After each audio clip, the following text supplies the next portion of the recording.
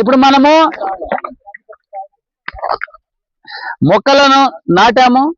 తర్వాత ఇప్పుడు అన్ని పూడుస్తున్నాం అన్నమాట. ఈ మట్టి పూడ్చడానికి ఇక్కడ పెద్ద చిన్న అని తేడా లేకుండా ధ్యానులందరూ ఇక్కడ క్వాంటమ్ లైఫ్ యూనివర్సిటీ వికారాబాద్ దగ్గరగా ఉంది.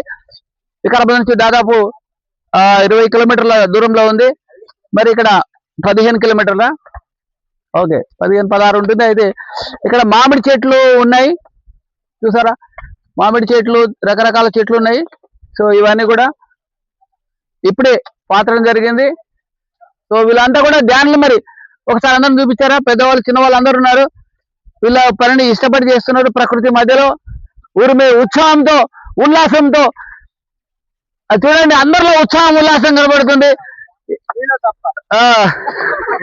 అదే మనం కూడా ఈ చక్కటి వాతావరణంలో ఎప్పుడు సిటీలో ఉండేవాళ్ళు, సిటీలో ధన మధ్యలో ఆ పొగలతో ఉన్న మాకు ఈ రోజు స్వచ్ఛమైన గాలి పీల్చుకుంటూ ఈ ప్రకృతి ఒడిలో ఈ చెట్లు నాటడం అనేది ఒక అద్భుతంగా, ఆనందంగా, సంతోషంగా ఉన్నదని తెలియజేస్తున్నాను.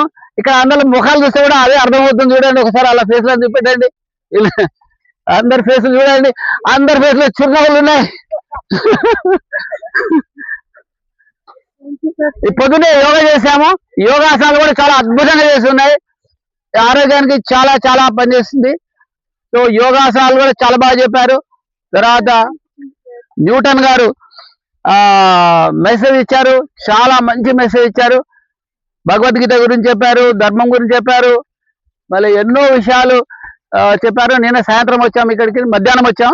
అయితే నేను సాయంత్రం గురు పౌర్ణమి జరుపుకోవడం జరిగింది. సో గురువుల గొప్పతనం ఏంటి, గురువులు ఎలా నేర్పిస్తారు, ఎలా రక్షించుకుంటారు అనేది, గురువుతో ఎలా ఉండాలి అనే విషయాలు ఎన్నో ఎన్నో విషయాలు చెప్పారు. మరి మేమంతా చాలా చాలా అదృష్టవంతులని అందరూ అంటున్నారు. మరి సో అందులో నేను కూడా ఉన్నాను. సో నేను అవడం కూడా ఎంతో సంతోషం. కొత్తగా ప్రతిరోజు ఇవాళ యోగాసనాలు కూడా కొన్ని నేర్చుకున్నాం. మళ్ళీ ప్రతిరోజు ప్రతి విషయం ఇక్కడ అందరూ గురువులే. సో అందరి నుంచి ప్రతిరోజు ఎన్నో విషయాలు నేర్చుకుంటా ఉన్నాం. సో నేను ఒక ప్రశ్న అడిగిన దానికి సమాధానం చెప్పండి. ఇక్కడ రావడం వల్ల మీకేమనిపిస్తుంది?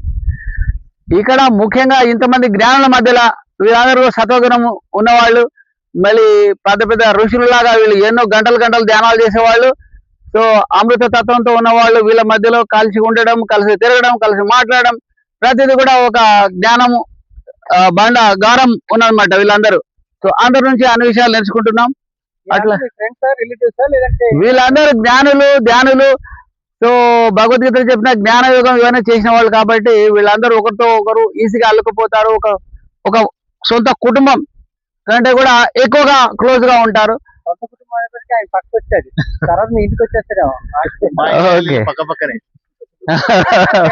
Welcome, thank you very much. చూస్తుండండి, చేయండి శ్రమను, చేరడం